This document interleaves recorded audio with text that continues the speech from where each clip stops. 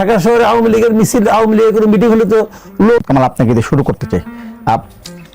যদি এই যে আলোচনা চলছে, ঐকমত্য কমিশনে সংস্কারে আলোচনা চলছে, নানা বিষয়ে আলোচনা চলছে, আমি যদি এটি নিয়ে সেখানে আমরা দেখতে পাচ্ছি যে দ্বিকক্ষ বিশিষ্ট সংসদ হবে কিনা, আনুপাতিক প্রতিনিধিত্ব হবে, নানা বিষয়ে আলোচনা হচ্ছে, কিন্তু যে আলোচনার মধ্যে সাধারণ মানুষের অংশগ্রহণকে আপনি দেখতে পাচ্ছেন না, আপনার অংশগ্রহণ, আমাদের অংশগ্রহণ দেখতে পাচ্ছেন না। এটা অনেকে অভিযোগ করছেন যে এলিটদের একটা সংস্কার আলোচনা সেখানে চলছে, তাই কি? তাই তো, আমি এই বিষয়টা সম্পর্কে একমত যে এলিটদের আলোচনা হচ্ছে, এবং যে লোকগুলি এই সংস্কার প্রস্তাবগুলি নিয়ে এসেছে, যারা এই সংস্কার প্রস্তাবগুলো আমাদের সামনে উপস্থাপন করছে এবং যারা রাজনৈতিক দলগুলোর সঙ্গে এই সংস্কার নিয়ে আলোচনা করছে, তাদের মধ্যে একটা বড় অংশের সঙ্গে দেশের সাধারণ মানুষের কোনো যোগাযোগ নাই, অনেকের সঙ্গে এই দেশেরও কোনো যোগাযোগ নাই। তারা এই দেশকে দূর থেকে দেখে, দূর থেকে দেখতে চাঁদ একরকম লাগে, চাঁদে নেমে দেখবেন আরেক রকম লাগবে। তো ওরা দূরের থেকে বসে বসে তারা এই দেশ নিয়ে চিন্তা করে, এই দেশ নিয়ে বলে, এই দেশের জন্য তাদের নিয়ে ঘুমও হয় না। তারা এখন আসছে দেশ ঠিক করতে দূরের থেকে। ভাড়াটে, আমি বলি যে হলো ভাড়াটে বুদ্ধিজীবী। এখন তারা আসছে, তাদেরকে আনা হয়েছে, সরকার তাদেরকে গুরুত্ব দিচ্ছে, তারা আসছে, কিন্তু এটাতে কিছু কাজ হবে না। আমি মনে করি কোনো কাজই হবে না। কাজ হবে না এই কারণে, আপনি আমাকে বলেন একটা জিনিস, সংস্কার প্রস্তাবটা কি এরাই জীবনের প্রথম আমাদের দেশের মানুষকে শোনাইলো? তা তো না। এরও 2-2.5 বছর আগে বিএনপির নেতা একজন না পাশে আছেন, ওনাদের দল তো আরো 2.5 বছর আগে সংস্কার নিয়ে আলোচনা করতেছে ভাই। তারা রাষ্ট্র মেরামত, রাষ্ট্র সংস্কার বলতেছে না, এর বিরুদ্ধে তারা কয়েক দফা বসছে, তাদের মধ্যে আলোচনা হয়েছে, প্রকাশ্যে আলোচনা করছে, করে সেটা এসে নিয়ে একটা জায়গায় স্থির হয়েছে। তারপর সেটা নিয়ে তারা সারা দেশে গেছে, সারা দেশে জনগণের মধ্যে তারা কিন্তু এটা নিয়ে তাদের দলীয় নেতাকর্মীদের মধ্যে তারা মিটিং করছে, এবং জেলা পর্যায়ের কমিটিগুলি যে মিটিং হয়েছে সেখানেও তারেক রহমান সাহেব লন্ডন থেকে যুক্ত হয়েছেন। তার মানে কি তারা এটাকে সিরিয়াসলি নিয়েছেন। যখন এরা সংস্কারগুলি কার্যক্রম শুরু করছে, এই যে সংস্কার কমিশনগুলো, তখন কি বিএনপি বলছে কখনো যে ওরা তো একটা সংস্কার করতেছে বিদেশি লোক দিয়া, অনেক জ্ঞানী লোক আসছে এখানে, তাহলে আমাদেরটা আমরা বাদ রাখি? তারা কি একদিনের জন্য বলছে? বলে নাই। বরঞ্চ তারা তখনও তাদের কার্যক্রম আরো দ্বিগুণ বেড়ে চালাইছে। আপনি জানেন এই বিএনপির এই সংস্কার 31 দফা দিয়ে তারা ছোট ছোট বুকলেট করছে, 2টা বুকলেট আমার কাছে আসছে। এখন আমি যাতে বলছি যা দিচ্ছে আমাকে, এই বুকলেট আমাকে দিচ্ছেন কেন? আমি তো প্রথম দিনের প্রতি এটা পড়ছি, কিনা তবু রাখেন। তার মানে আমাকে দেওয়াটার একটা কাজ তারা মনে করছে। তার মানে তারা এই বিষয়টা নিয়ে এতটাই সিরিয়াস। এখন যে দল তাদের 31 দফা নিয়ে এতটা সিরিয়াস, তাদেরকে আপনি আরেকটা খাওয়াচ্ছেন রোগের জন্য, তারা একটা ওষুধ খায়, এখন তার মধ্যে আপনি আবার টনিক খাওয়াচ্ছেন যে না এটা খান, এটা বিদেশি ট্যাবলেট খান। বিদেশি ট্যাবলেট খাবে নাকি? মুখে কিছু বলবে না, ভদ্রলোক কিনা যায় না, বলবে না। যদি তারা ইলেক্টেড হয়, তারা কি 31 দফা নিয়ে অগ্রসর হবে না গেরি নিয়ে অগ্রসর হবে? ভাই ভালো বলছে, 31 দফা নিয়ে অগ্রসর হবে। তখন 31 দফা তারা তো থামায় নাই।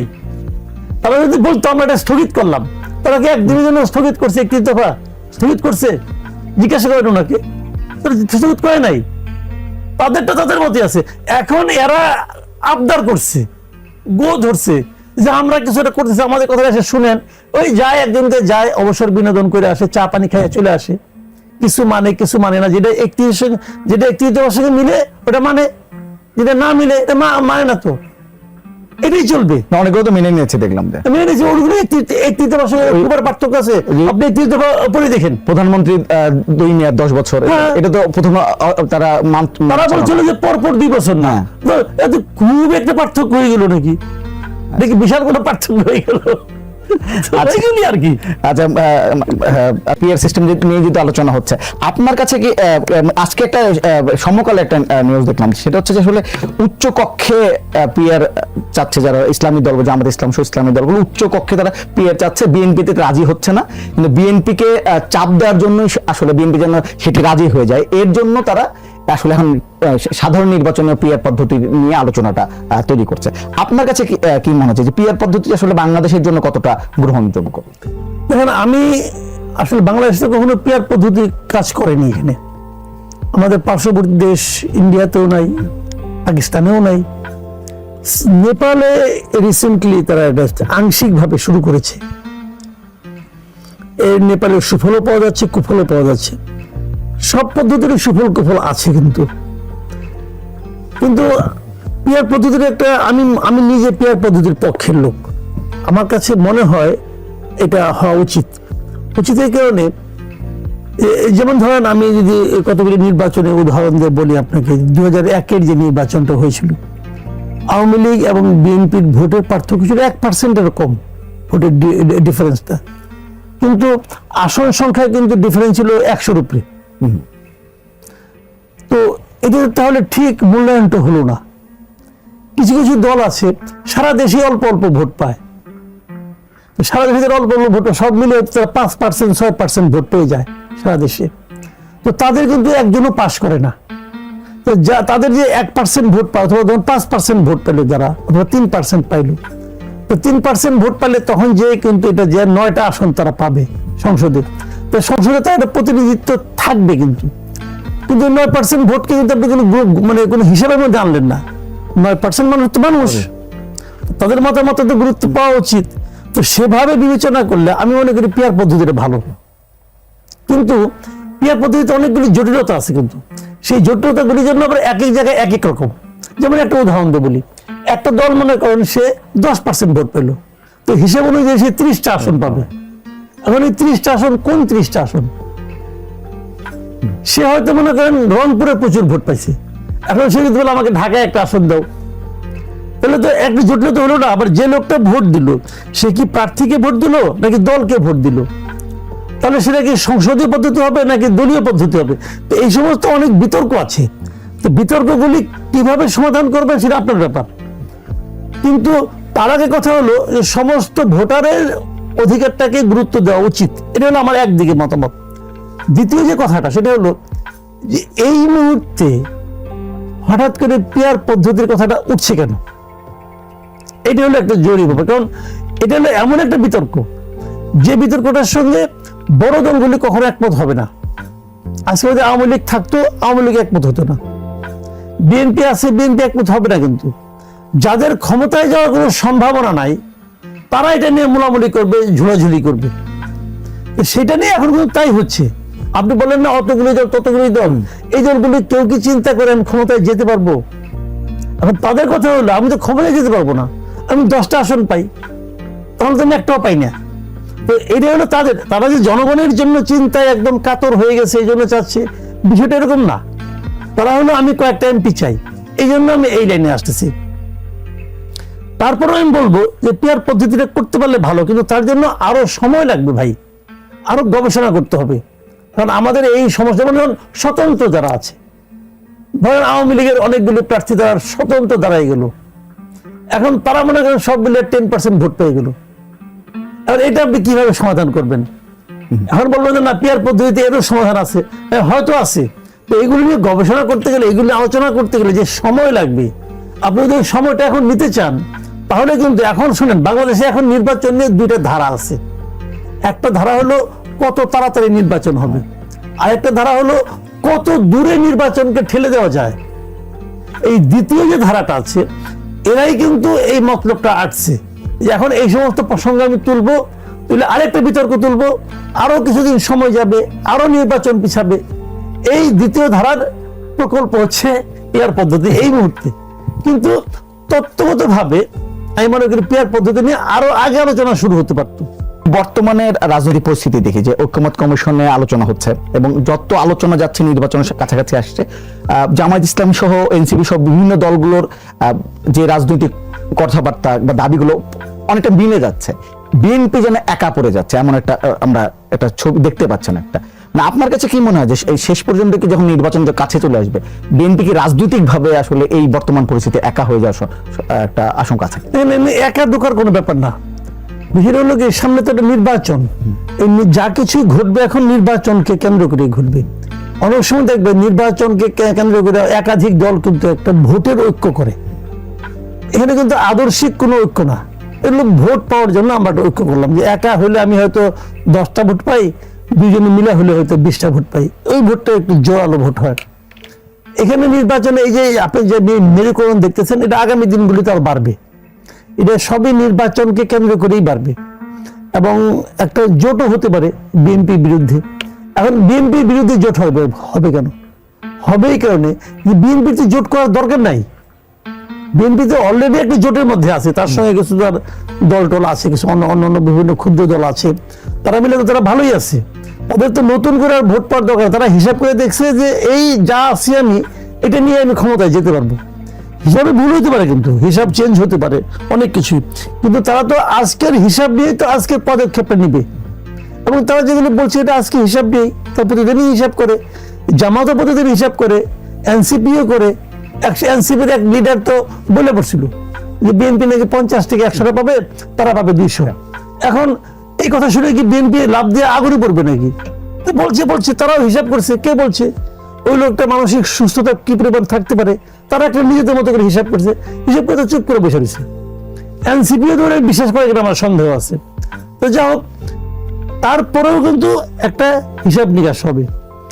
এখন ওই দিকে জোট কি হবে, যারা বলতেছে দেখবেন আপনি একই ধরনের কথাবার্তা বলে, এই একই ধরনের কথাবার্তা যারা বলে তারা একই ধরনের জোটে যাবে, এটাই বোঝা যাচ্ছে। এখন নির্বাচনের কথা বলে বিএনপি একটা বলে, আর কেউ বলে না।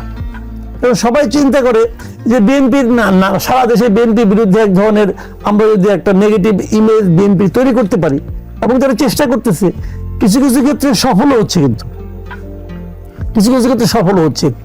এবং তারা বলছে, যেমন ওই দিন তো জামাতের আমির বলেই ফেলাইলো, এই যে মব ভায়োলেন্স, সে কিন্তু পাটগ্রামের উদাহরণ দিল। পাটগ্রামে বিএনপির কিছু লোক জড়িত ছিল বলে বলা হচ্ছে, সে পাটগ্রাম, কিন্তু উনি কিন্তু পটিয়ার উদাহরণ দিলেন না, পাটগ্রামের দিলেন। কি কারণে? কারণ পাটগ্রামে এটা দিলে ওনার পলিটিক্সের সুবিধা হয়।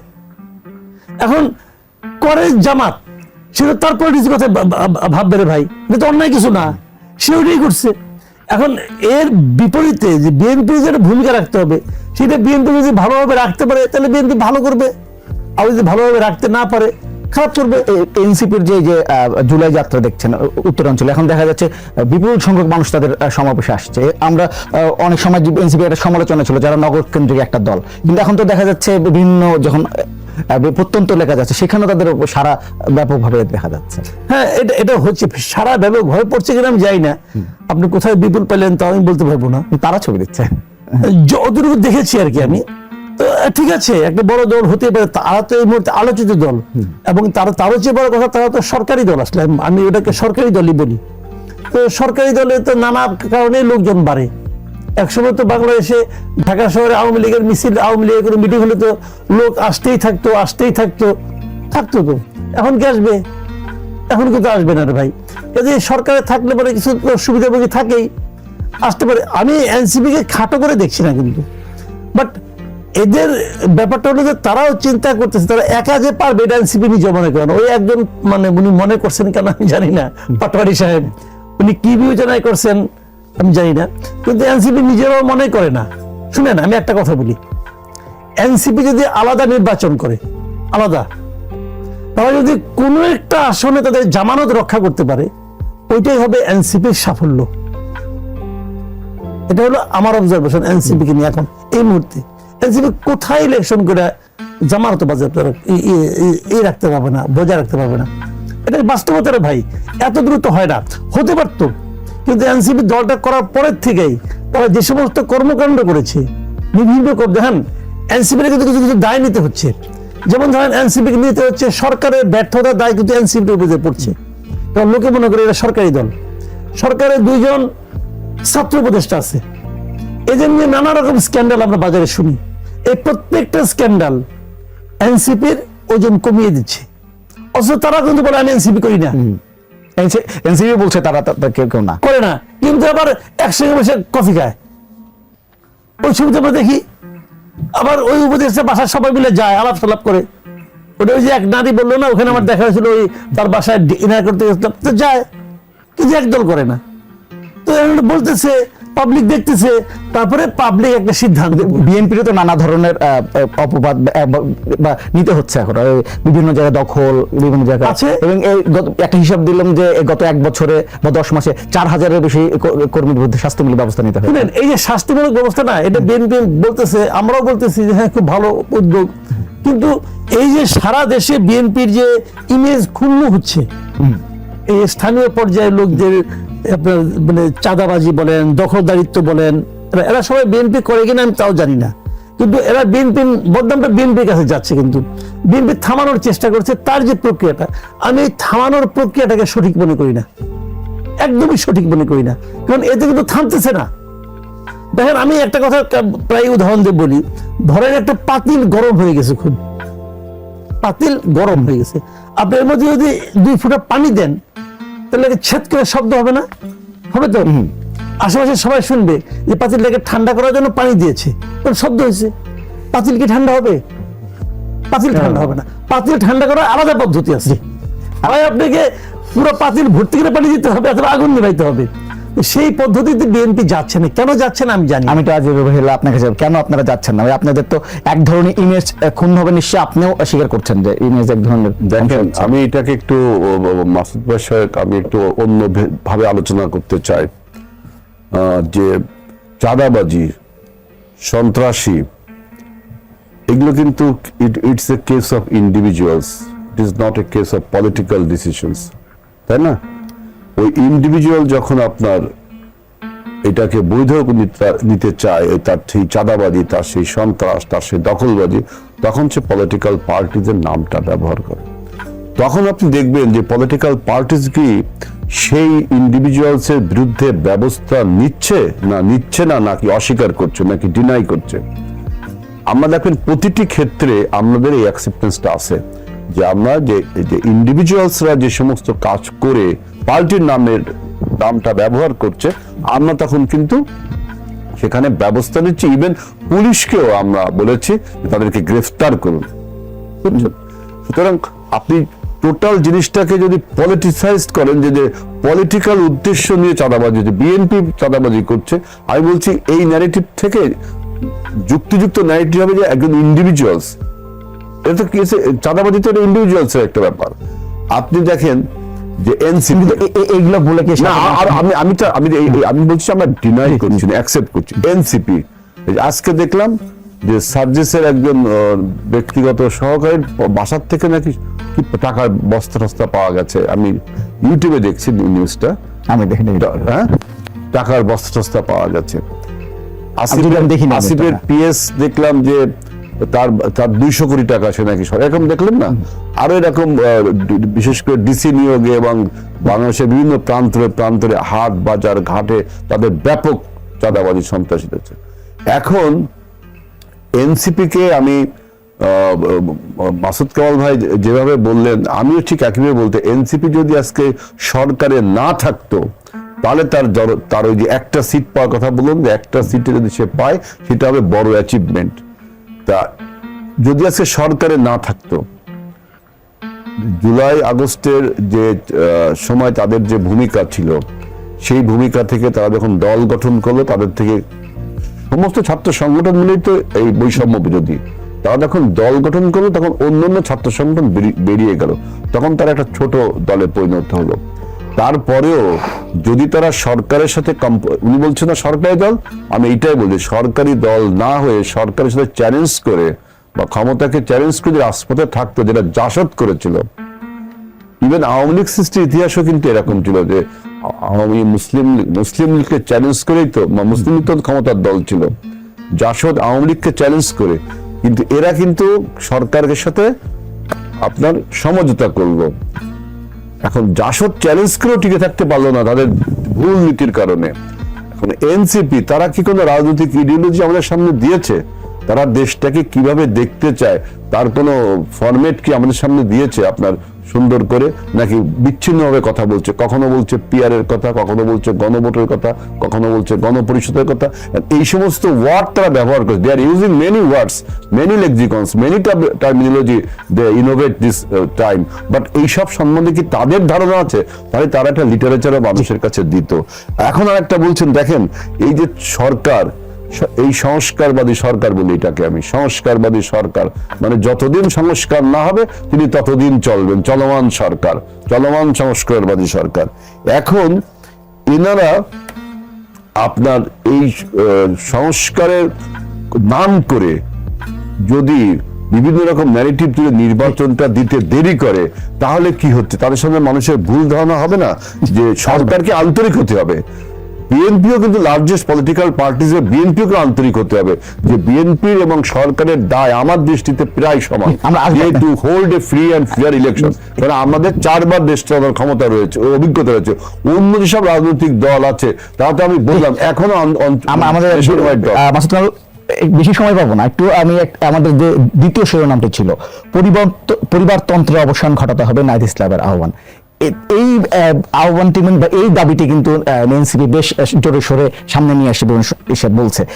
এই দাবিগুলো আসলে বিএনপির জন্য এখন কতটা অস্বস্তিকর যখন এই দাবিগুলো তুলছে? অস্বস্তিকর তো কিছুটা আছে, আবার কিছুটা নাই কেন দেখেন আপনি, কয়েকদিন আগে আমি দেখলাম যে আপনার তারেক রহমানই দেখলাম ওনার ফেসবুক অ্যাকাউন্টে উনি কিন্তু একটা ছবি দিয়েছিলেন যে ওনার মা ওনাকে ক্যাপ পরিয়ে দিচ্ছেন, মুকুট পরিয়ে দিচ্ছেন, এবং ওইটা কিন্তু বলছেন যে এটা নিয়ে আলোচনা হচ্ছে। মানে উনি তো এটা দেওয়ার অর্থ তো এটাই যে এই কার্টুন এখন আর দেখি না, হওয়া উচিত। তার মানে উনি ওনাকেই কিন্তু সমালোচনার মধ্যে নিয়ে আসছেন। তার মানে উনি যে পরিবারতন্ত্রের একজন প্রতিনিধি এবং সেটাকে নিয়ে যে কার্টুন এঁকেছে, উনি ওই জিনিসটাকে কিন্তু এনকারেজ করছেন। সমালোচনা হোক, সমালোচনা হতেই পারে, কাজে এই সমালোচনাটাকে আমি অবশ্যই করি। এখন পরিবারতন্ত্র আমিও সমর্থন করি না ভাই। এখন পরিবারতন্ত্রের নেগেটিভ জিনিসটা কি? যেমন ধরেন সে যোগ্য না, অথবা তার কোনো কন্ট্রিবিউশন নাই, এখন সে পুত্র অথবা কন্যা এই যোগ্যতায় উনি এসে হাজির হইলেন, এটা হলো রিয়েল পরিবারতন্ত্র। আমাদের সবগুলি দলের মধ্যে এই ধরনের পরিবারতন্ত্র কিন্তু আছে। আওয়ামী লীগের মধ্যেও ছিল, বিএনপির মধ্যেও ছিল, আবার জাতীয় পার্টির মধ্যেও আছে। জাতীয় পার্টি এখন যে চেয়ারম্যান সে কে? তার তো ভাই, বোঝাই যাচ্ছে আরেকটা অংশে তো বউ। তো এখন এগুলি তো আছে, কেউ ছাড়তে চায় না পদ। তারপরেও আমি একজন নেতাকে দেখলাম যিনি নাকি এটাকে সমালোচনায় আনতে চাইলেন। আর আনতে চাওয়ার মানে আমি মনে করি উনিও চেঞ্জ হয়তো চান, উনি হয়তো তাহলে উনিকে সমালোচনায় আনতে চাচ্ছেন কেন। কিন্তু তারপরে আমি মনে করবো, আমি ব্যক্তিগতভাবে পরিবারতন্ত্রের পক্ষে না, তবে যদি কেউ যোগ্য হয়, সেই যোগ্যতা যদি উঠে আসে, আমি তো কোনো সমস্যা দেখি না। কারণ আপনি দেখেন ইন্ডিয়াতে, দেখেন আপনার এখন ইন্ডিয়াতে কি হচ্ছে, ইন্দিরা গান্ধীর পরে রাজীব গান্ধী, রাজীব গান্ধীর পরে তার ছেলে, এখন হচ্ছে তো। এখন এই লোকগুলি কি অযোগ্য? তারা তো উনি তো ভারত জোড় আন্দোলন করলেন একটা, তারপরে তো উনি নিজের যোগ্যতা প্রমাণ করছেন একটা পর একটা। আবার কেউ কেউ প্রমাণ করে নাই, তারা আসেও নাই। তো এরকম হতে পারে, কিন্তু মানে মোরলেস ছেলে হইলে, সন্তান হইলেই তাকে নেতা বানাইতে হবে, এটা যেমন আমি পক্ষে না। আবার যেহেতু যে সন্তান তার যোগ্যতা আসেই না, আসে দেখবো না, সন্তান অতএব সে আসবেই না, এটাও আমি মনে করি। আমি তো